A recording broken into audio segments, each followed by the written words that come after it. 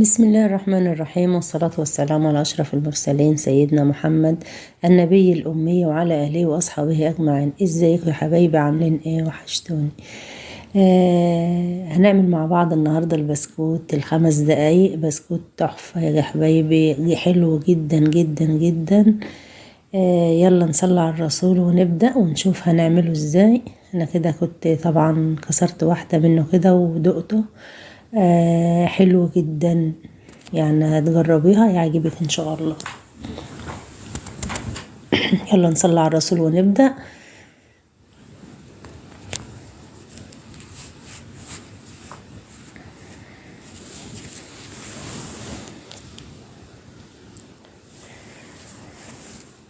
بسم الله، ولا حول ولا قوة إلا بالله. كده معانا كوباية دقيق، معانا كوباية عسل اسود، معانا بيضة، معانا نص كوباية سمنة او زبدة المتاح عندك يا حبيبة قلبي. معانا نص معلقة كيك شيف، معانا ذرة ملح صغيرة خالص. طبعا مش عارفة انا قلت بيضة ولا لا، معانا بيضة. كده حطينا حطينا كوباية العسل الاسود، حطينا نص كوباية السمنة او الزبدة. هنحط طبعا هنحط معلقة الفانيليا. هنخلطهم طبعا. مش محتاج طبعا انك تعملي مضرب الكهرباء، مضرب اليدوي عادي. هنخلطهم كويس جدا مع بعض. نصلي على النبي، نذكر الله كتير يا حبايبي. لا حول ولا قوة إلا بالله. اللهم صل وسلم وبارك على سيدنا محمد وعلى آله وصحبه وسلم. ذكر الله حلو جدا يا حبايبي، الاستغفار حلو جدا. أنا كنت طبعا في ظروف الاستغفار طبعا في لساننا كلنا الحمد لله، بس أنا في اليوم ده كان اليوم كله كنت بستغفر كتير. ربنا سبحانه وتعالى طبعا واقف معايا الحمد لله. الاستغفار حلو جدا يعني ما شاء الله. وزي ما قلت لكم قبل كده برضو سورة البقرة في البيت حلوة حلوة جدا جدا جدا. ربنا يعفى عنا جميعا يا رب. ربنا يشفي مرضانا ومرضى المسلمين يا رب العالمين. لازم ندعي لمرضى السرطان يا حبايبي، لان بصراحة انا سمعت عن المستشفى بتاعت اللي هي 57 دي، يعني بيقولوا انها تقفل، فربنا يا رب يقف معاهم. بس عايزة اقول لكم برضو حاجة تاني. المستشفى دي يعني انا قربت من حد جدا وعرفت المستشفى دي بيدخل اللي هي له ايه. انا كده كنت بقول لكم حطيت حطيت اول كوبايه عليها نص معلقه كيك شيف وذره الملح. كده هنعمله في المنخل زي ما انتم شايفين كده. باللي هو واسطة يا حبايبي. المستشفى دي والله انا عارفة ناس راحوا قدام المستشفى ومش عارفة كانت ابنها او ابنها مات عشان مرضوش يدخلوه. فالمستشفى دي على قد ما هم النهاردة بيقولك هتقفل، بس بالوسايط. ليكي واسطة تخشي المستشفى دي، ملكيش واسطة روحي موتي. يعني بصراحة احنا يعني حقنا ضايع هنا في مصر، والله حقنا ضايع ضايع يعني فعلا. فربنا يرحمنا برحمته، ربنا يرحمنا برحمته يا جماعة، وربنا يكفينا شر المرض احنا وانتوا واولادكم ويشفي كل مريض يا رب. يا رب يشفي كل مريض ويشفي مرضانا ومرضى المسلمين يا رب العالمين. كده طبعا هنحط الكوباية التانية. طبعا انتوا عارفين ان البسكوت مش بياخد عجنة خالص، انت بتلمي العجينة بس في ايديكي بس، مفيش ازيد من كده. وهنا طبعا الكوباية التانية ما خدتش الا كوبايتين بس. نقول عملنا ايه من الاول.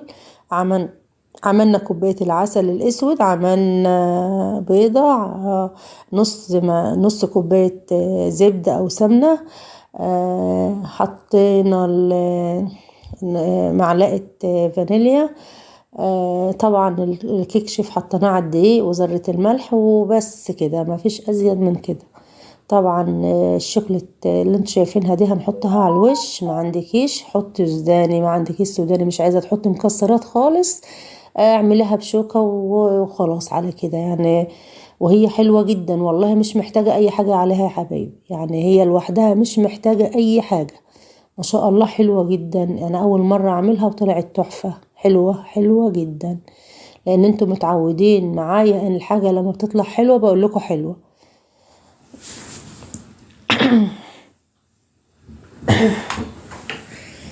ما فيش اسهل من كده يا حبايب قلبي. فزي ما بقول لكم كده كنت دهنت بقى الصينيتين، وطبعا هنقطعها في الصينيتين وهنسيبها ترتاح 5 دقايق. حابة تدخلها التلاجة ترتاح عادي، حابة تشتغل الجو برد طبعا. انا بصراحة ما دخلتهاش التلاجة لان الجو برد، انا سبتها على الرخامة كده. ارتاحت 5 دقايق وشغلت الفرن سخن، دخلتها ما خدتش، عايزه اقول لكم ما كملتش 10 دقايق في الفرن ما شاء الله. كده كنت بوريكم اللي احنا هنحطه على الوش، الشوكولات اللي هنحطها على الشوكولات اللي هنحطها على الوش. انا اسفه معلش.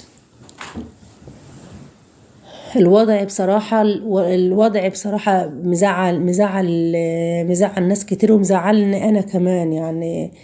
الوضع بتاع البلد والغلاء وده ربنا يرحمنا برحمته، ربنا يرحمنا برحمته يا رب. فالبسكويت ده حلو جدا يا حبايبي، خفيف جدا، كوباية لبن هتفطري بيها، قاعدة بالليل كده قدام التلفزيون هتجيبي مثلا لبن شاي زي ما بتحبي، قهوة هتحطها جنب القهوة او النسكافيه وهتاكليها، حلوة جدا. البسكويت حلو جدا.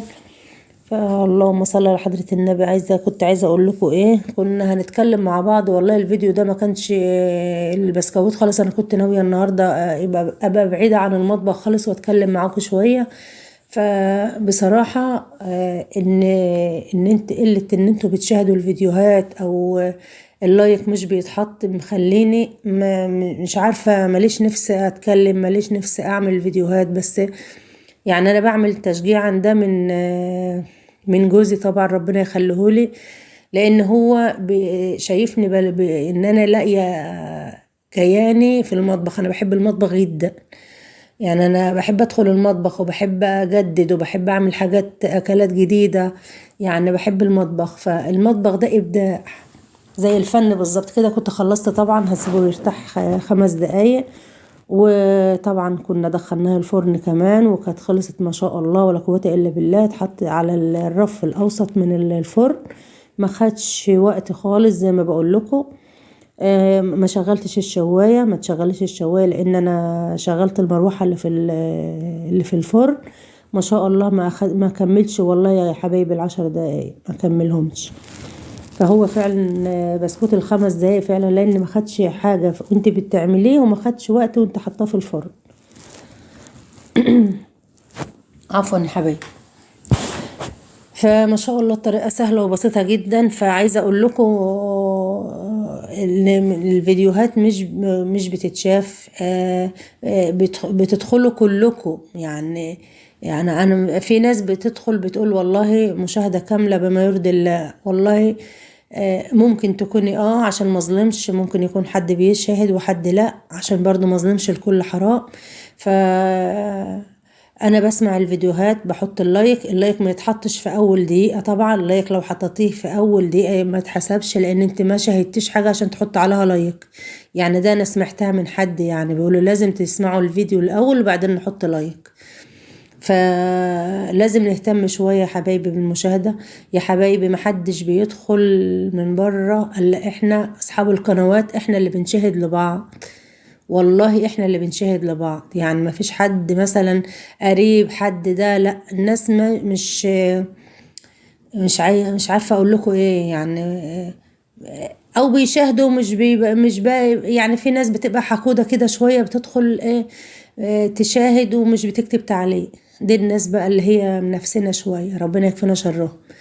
فكده خلصنا البسكوت، تحفة تحفة تحفة تحفة ما شاء الله ولا قوة الا بالله.